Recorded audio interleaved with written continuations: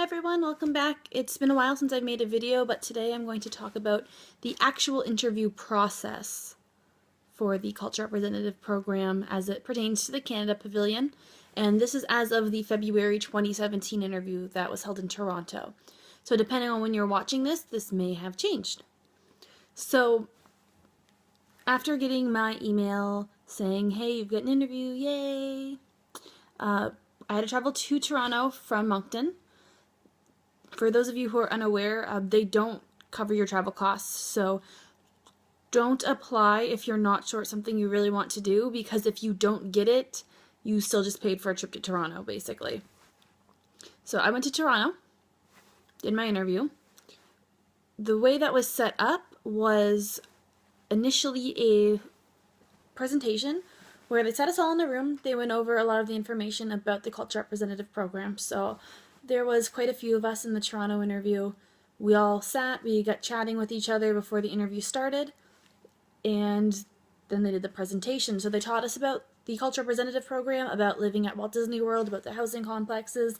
They explained the different roles that are available for Canadian participants in this program.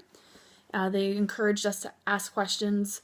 There was a bit of Disney trivia towards the end of it, where you had a chance to win cool prizes.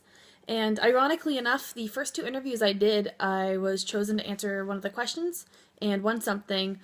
This year, I wasn't chosen to answer any of the questions, but I got the job this time, so, you know, pick your battles, I guess.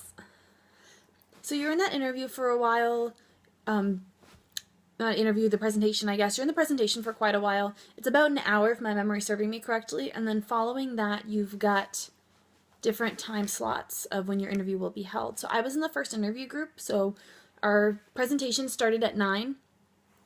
The presentation was done around, it was close to 11, it was probably about 10 to 11. And those of us who had the 11 to 12 slot were brought into a little kitchen area, and we were sitting, chatting, and they would bring us in one by one. And I was the second to last person in my interview slot, so I actually was in there for about another hour before my interview happened. They told everyone else to come back about 15 minutes before their interview slot. So when we were there, we were sitting, and towards the end of my group, before I was brought in for an interview, I saw the 12 to 1 o'clock people come in. With my group particularly, there's a lot of them who were more focused on doing F&B. I did not want to do F&B, and maybe if I start making more videos, I'll explain a little bit more of my history and why F&B and I are not friends. Not F&B cast members, mind you, just I am not a fan of performing the role of F&B. I've done it, not my cup of tea personally, but A+ to anyone who can do it, because it's really good tips. It just wasn't for me. So eventually they did call me in. I've heard a lot of people state that it doesn't feel like an interview, it feels like a conversation. And I get that in a way, because when I first went into my interview, I can't remember if Sue had read it off of my resume. Sue was the woman who interviewed me. I can't remember if Sue had read it off of my resume or if it came up in conversation initially with one of the questions she was asking, but I had explained, like, oh, I actually already worked in Orlando for a year working at the Portofino Bay Hotel at Universal Orlando.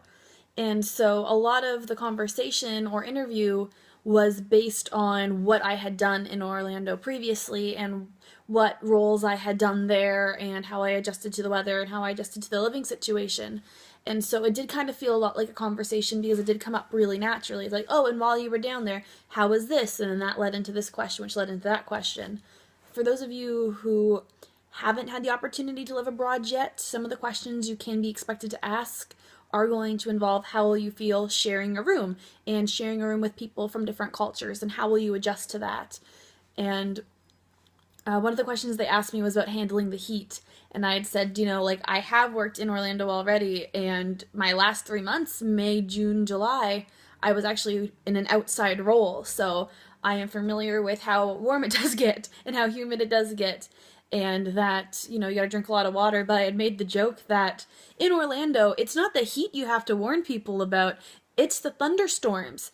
because especially in my role that I was the last 3 months when I was in Orlando, I was in recreation, so we had to shut the pool down anytime thunder and lightning came within 10 miles, which did not please a lot of our guests. If you already live in Orlando or have visited Orlando in the summertime, you'll understand why. For those of you who don't know, Orlando is the thunder and lightning capital of the world, and in the summer, you can guarantee at least one thunderstorm a day. It's just the way it is. It's how humid it gets.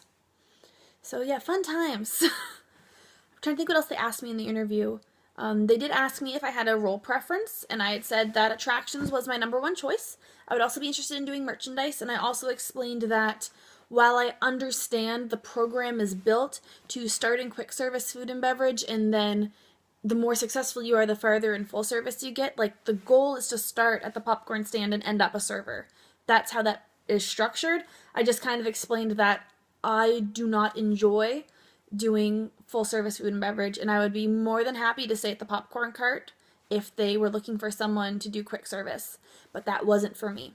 I don't do full service food and beverage, and I had said I don't enjoy it and I'm not good at it, and it's not the ideal role for me. Following that, oddly enough, a lot of my interview was attractions based. It was questions about spieling and dealing with crowds and that sort of thing, and I got offered the role of merchandise, oddly enough. I still took it. I was still really, really interested in doing it. I just found that a little interesting. The other thing that may have differed in mine compared to other people's interviews was that I was really big on asking questions about advancement within the company. I was wondering how to become a trainer and how to become a lead and what opportunities were within the company upon returning to Canada, what opportunities existed in the cruise line. And I think that really showed that I was interested in going for a job. And the biggest thing I want to mention to anybody who is considering applying, or people who are going to this interview already and aren't entirely sure the sort of demeanor to give off, make sure that you understand you are going there to live and work. And yes, you do get benefit of getting free entry to the parks, but it is not a vacation by any means.